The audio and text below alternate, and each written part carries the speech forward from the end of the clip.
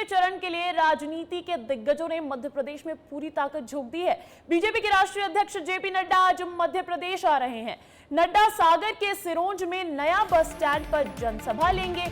नड्डा यहां से बीजेपी उम्मीदवार लता वानखेड़े के पक्ष में प्रचार प्रसार करेंगे। तो देखिए, आज भारतीय जनता पार्टी के राष्ट्रीय अध्यक्ष जेपी नड्डा मध्य प्रदेश दौरे पर हैं और उसमें भी सागर को चुना है। सागर में आज उनकी जनसभा संबोधित होनी है और वहां से भारतीय जनता पार्टी की प्रत्याशी लता वानखेड़े के पक्ष में माहौल बनाते दिखेंगे जेपी नड्डा। अगर मैं बात करूं कांग्रेस प्रत्याशी की, तो उनके सामने है गुड्डू सिंह बुंदेला। तो लता वानखेड़े बनाम गुड्डू सिंह बुंदेला का ये जो चुनावी मुकाबला रहने वाला है, आज उसी सिलसिले में भारतीय जनता पार्टी के पक्ष में माहौल बनाने के लिए राष्ट्रीय अध्यक्ष जेपी नड्डा सागर आ रहे हैं। और अब इस खबर पर अधिक जानकारी के साथ जुड़ गए हैं मेरे सहयोगी सूरज तिवारी। सूरज, आज भारतीय जनता पार्टी के राष्ट्रीय अध्यक्ष जेपी नड्डा मिशन एमपी पर है, उसमें भी सागर, क्या कुछ तैयारियां हैं, क्या कुछ जानकारी है?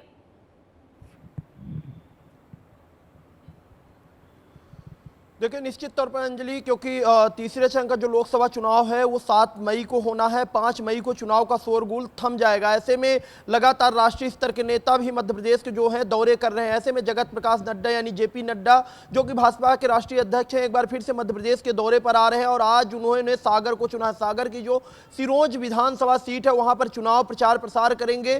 शाम के लगभग 4:30 बजे के बाद वो यहां पर पहुंचेंगे और 5 बजे तक जनसभा को संबोधित करना शुरू कर देंगे। तो भारतीय जनता पार्टी के राष्ट्रीय अध्यक्ष जो हैं लता वानखेड़े, जो कि भाजपा के प्रत्याशी हैं, उनके पक्ष में प्रचार प्रसार करने आ रहे हैं। लता वानखेड़े की अगर बात करें अंजलि, तो पहली बार चुनावी मैदान में हैं। इससे पहले उन्होंने कोई बड़ा चुनाव नहीं लड़ा। ऐसे में कहीं ना कहीं चुनौती ज्यादा है उनके सामने। जो कांग्रेस से प्रत्याशी है गुड्डू राजा बुंदेला है। गुड्डू राजा बुंदेला समाजवादी पार्टी छोड़कर कांग्रेस का दामन थामे थे। उन्हें एक कांग्रेस ने चुनावी मैदान में उतारा है। तो कहीं ना कहीं गुड्डू राजा बुंदेला के सामने लता वानखेड़े हैं। फिलहाल अगर बात करें सागर की, तो सागर में अभी भारतीय जनता पार्टी के ही सांसद है। पिछले कुछ समय से बीजेपी के सांसद चुनते आए हैं, लेकिन लगातार बीजेपी के सामने जो चुनौती है कि किस तरह से अगर जीत हो रही है तो ज्यादा से ज्यादा वोटों का मार्जिन बढ़ाया जाए, क्योंकि पिछले 2 चरण के चुनाव में वोटों का अंतर घटा है। सियासी जानकारों का यही कहना है कि वोटों का अंतर घटने से कहीं ना कहीं बीजेपी यानी भारतीय जनता पार्टी को ज्यादा नुकसान होगा। यही कारण है कि लगातार तमाम बड़े नेता आ रहे हैं और जगत प्रकाश नड्डा यानी जेपी नड्डा की रैली आज एक बार फिर से सागर के सिरोंज विधानसभा में होगी। जी बिल्कुल सूरज, बहुत बहुत शुक्रिया आपका तमाम जानकारी के लिए। आप बने रहिए मेरे साथ। बढ़ते अगली खबर की ओर। देखिए, कांग्रेस महासचिव प्रियंका गांधी वाड्रा आज मध्य प्रदेश और छत्तीसगढ़ में रहेंगी। प्रियंका गांधी पहले कोरबा में पार्टी प्रत्याशी ज्योत्सना महंत के समर्थन में सभा करेंगी। यहां पर उनके साथ प्रदेश कांग्रेस प्रभारी सचिन पायलट भी मौजूद रहेंगे और कोरबा के बाद प्रियंका गांधी मध्य प्रदेश के मुरैना में रोड शो करेंगी। तो आज 2 राज्यों को एक साथ साधने की कवायद। स्टार प्रचारक प्रियंका गांधी की रोड शो करीब 3 किलोमीटर लंबा रहने वाला है। मुरैना में रोड शो, कोरबा में जनसभा। तो आज कांग्रेस पार्टी की स्टार प्रचारक छत्तीसगढ़ और मिशन मध्य प्रदेश पर है। और अब इस खबर पर अधिक जानकारी के साथ जुड़ गए हैं मेरे सहयोगी सूरज तिवारी भोपाल से और खोमन साहू रायपुर से। खोमन, आज जो है प्रियंका गांधी की एक सभा होनी है, वो भी कोरबा में। कोरबा इतनी हॉट सीट बनकर क्यों उभर रही है? देखिए अंजलि, इसका कारण भी है कि सरोज पांडे वहां से चुनाव लड़ रही है और नेता प्रतिपक्ष की पत्नी है ज्योत्सना महंत, वो चुनावी मैदान में है कांग्रेस की तरफ से। तो इसीलिए वो हॉट सीट बनकर उभरी है। सरोज पांडे के लिए तमाम वो दिग्गज नेता कोरबा का दौरा करते हुए नजर आ रहा है। चाहे अमित शाह की बात की जाए, चाहे मुख्यमंत्री की बात की जाए, चाहे उनके प्रदेश के चुनाव प्रभारी है नितिन नवीन की बात की जाए, तमाम जो दिग्गज है वो कोरबा लोकसभा क्षेत्र में दौरा करते हुए नजर आ रहे हैं। चाहे बीजेपी के अन्य नेताओं की बात की जाए, उप मुख्यमंत्रियों की बात की जाए, मंत्रियों की बात की जाए, तमाम वो नेता हैं जो कोरबा लोकसभा सीट को लेकर लगातार दौरे पर हैं। क्योंकि डॉक्टर चरणदास महंत चूंकि छत्तीसगढ़ के नेता प्रतिपक्ष हैं, उनकी पकड़ कोरबा लोकसभा में बहुत मजबूत मानी जाती है। एक एक ब्लॉक में उनकी पकड़ बहुत अच्छी है और यही कारण है कि ज्योत्सना महंत को कांग्रेस पार्टी ने फिर से दोबारा के पक्ष में रहा था। लेकिन अब की अगर मैं बात करूं तो अब जमीनी हालात क्या कहते हैं?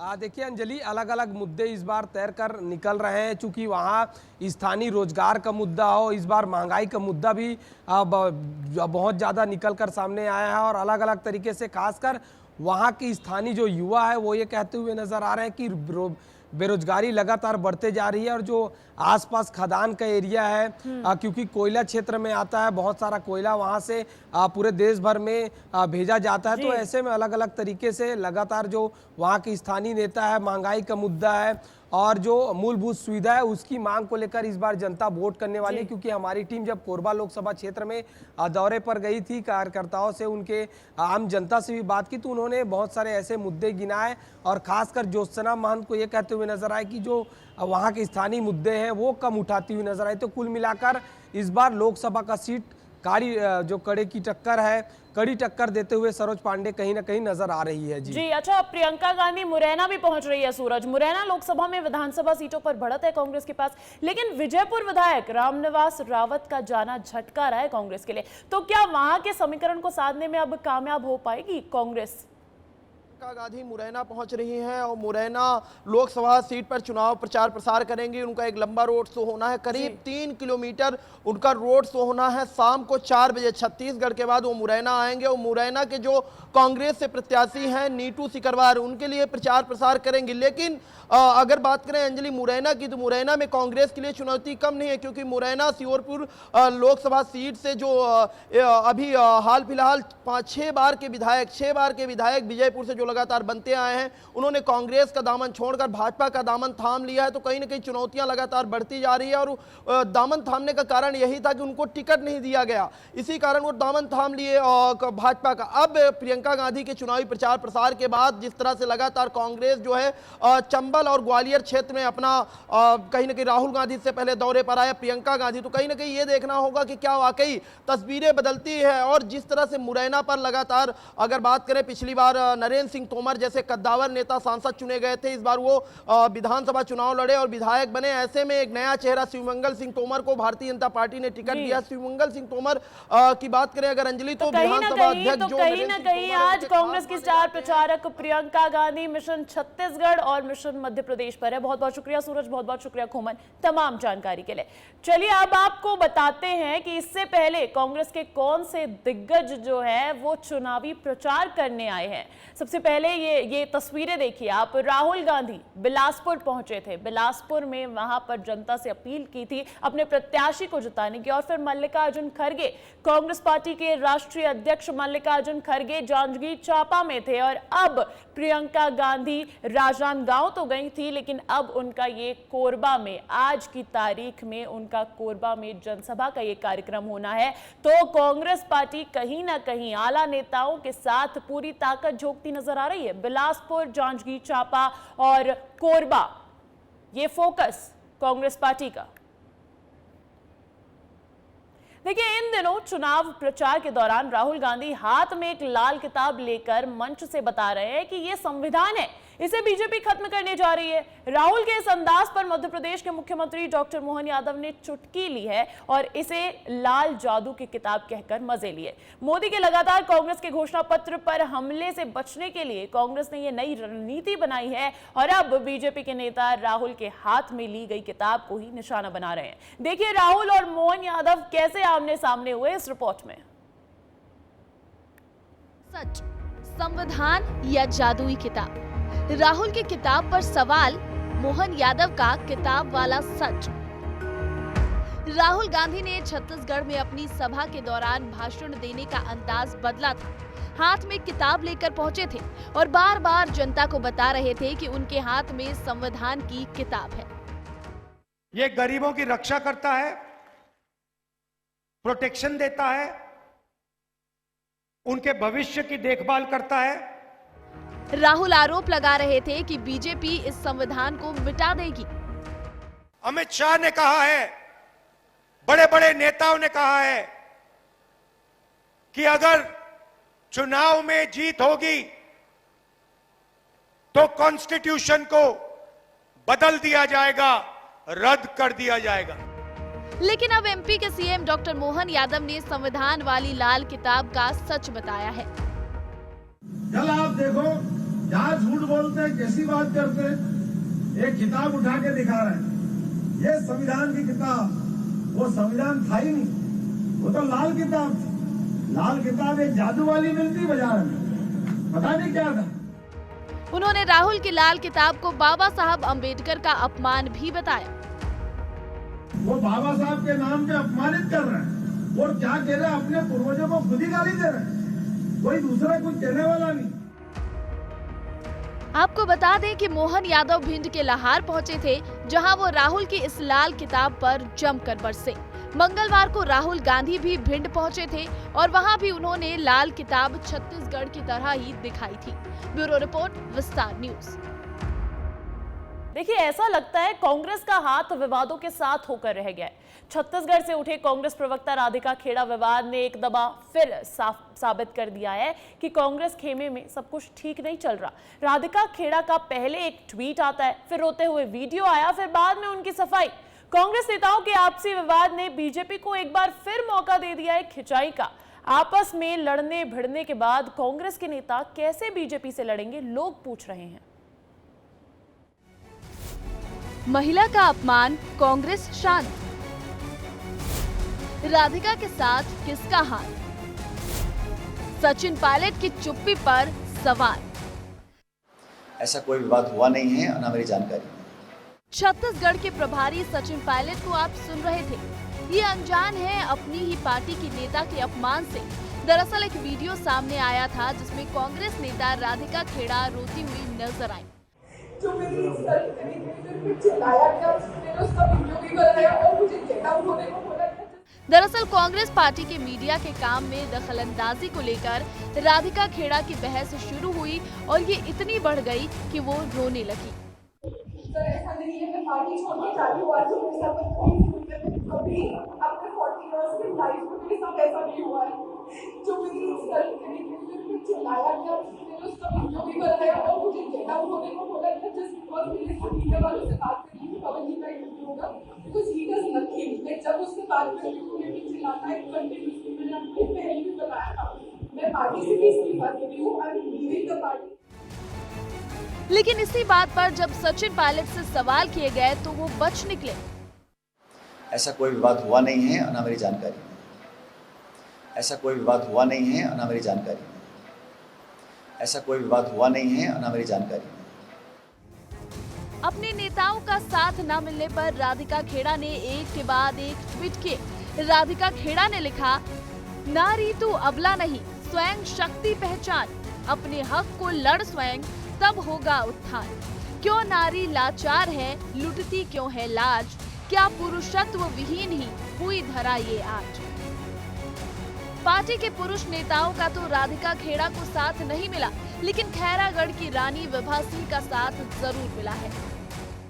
कांग्रेस की गवर्नमेंट, कांग्रेस के लोग, कांग्रेस के प्रवक्ता सुशील आनंद जी लगातार महिलाओं की बेइज्जती करते हैं और उसी उन्होंने ही ये भी कृत्य किया है जो बहुत ही शर्मनाक है। और मैं छत्तीसगढ़ कौशल्या माता की धरती है और उस धरती की मैं बहू हूँ। मैं बिल्कुल इस चीज़ के बहुत ही खिलाफ हूँ। राधिका खेड़ा जी के साथ या जिस भी महिला का अपमान हो रहा है उसके साथ आए, उनको जवाब दें जो उनका अपमान कर रहे हैं।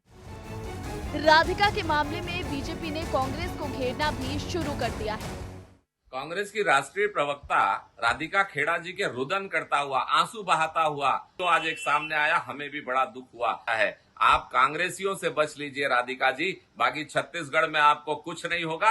ये मोदी की गारंटी और विष्णुदेव साय के सुशासन की गारंटी। कांग्रेस पार्टी के मुख्यालय में कल जो घटना घटी है, ये कांग्रेस का वैसे तो आंतरिक विषय है, पर चूंकि एक महिला के सम्मान का विषय है इसलिए इसमें बोलना आवश्यक हो जाता है।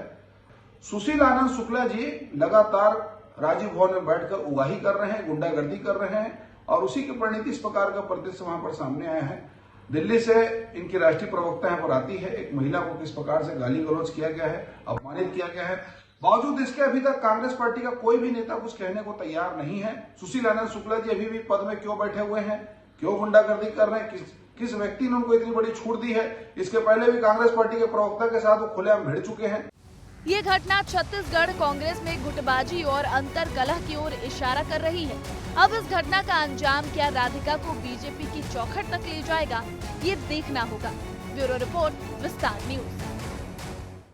तो देखिए, ये चुनाव कांग्रेस पार्टी के लिए विवादों का चुनाव बनकर रह गया है। हम बात करते हैं एक और बड़ी खबर की। देखिए, पीएम नरेंद्र मोदी के दीवानों की कमी नहीं है। गुना में भी एक चाहने वाले ऐसे ही हैं जिन्होंने उन्हें तीसरी बार प्रधानमंत्री बनाने के लिए अनोखा प्रण लिया है। बापू सिंह लोधी ने अपना मुंडन कराते हुए प्रण लिया है कि अगर नरेंद्र मोदी पीएम नहीं बने तो वो अगले 5 साल तक दाढ़ी मूंछ पर बाल नहीं उगाएंगे।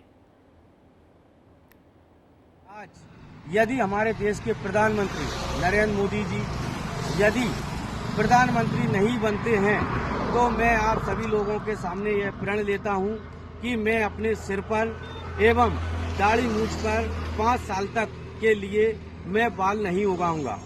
और यदि हमारे देश के प्रधानमंत्री नरेंद्र मोदी जी यदि प्रधानमंत्री तीसरी बार बनते हैं तो यह मेरी प्रतिज्ञा पूर्ण होगी।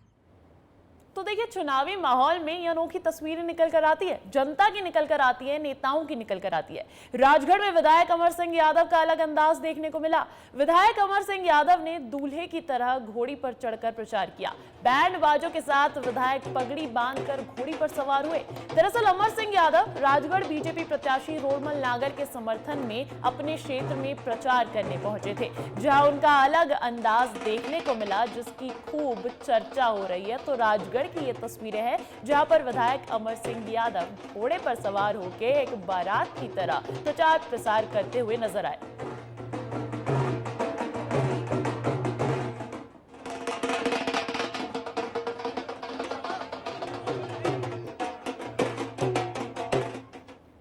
बात करते हैं ग्वालियर की। ग्वालियर में सीएम डॉक्टर मोहन यादव ने जातिगत समीकरण साधने की भी कोशिश की। सीएम ने एक निजी होटल में यादव समाज के प्रबुद्धजनों के साथ बैठक की। बैठक में उन्होंने यादव समाज के लोगों से चर्चा की और राजनीतिक समीकरणों पर बातचीत की। उन्होंने लोगों से बीजेपी का साथ देने की भी अपील की। उन्होंने कहा, मुझे खुशी है कि बीजेपी का ग्राफ धीरे धीरे और बढ़ता जा रहा है। उन्होंने ये भी कहा कि माहौल जिस तरह से है उससे कांग्रेस का मनोबल गिरा हुआ है। उन्होंने राहुल गांधी पर भी निशाना साधा इसी बीच। उन्होंने कहा कि राहुल गांधी ऐसे रॉकेट है जिसे बार बार लॉन्च किया जाता है लेकिन बार बार नीचे गिरता है। मैं उम्मीद करता हूं कि राहुल गांधी सबक लेंगे। उन्होंने ये भी कहा कि कांग्रेस के प्रदेश अध्यक्ष ओबीसी वर्ग का अपमान कर रहे हैं। पहली बार सीएम को लेकर उन्होंने बड़े वर्ग का अपमान किया है।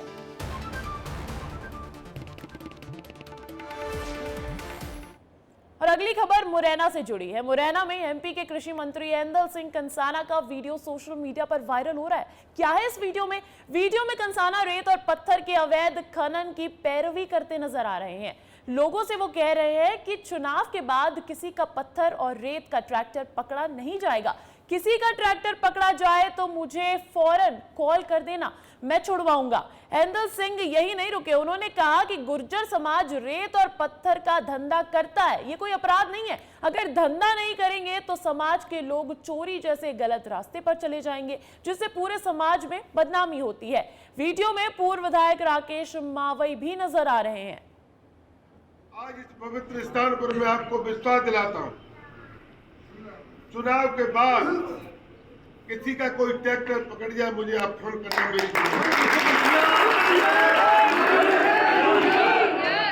मैं प्रदेश सरकार का मंत्री तो हूं, मैं आपके इलाके का मैं सरपंच हूं, मैं आपको विश्वास दिलाता हूं।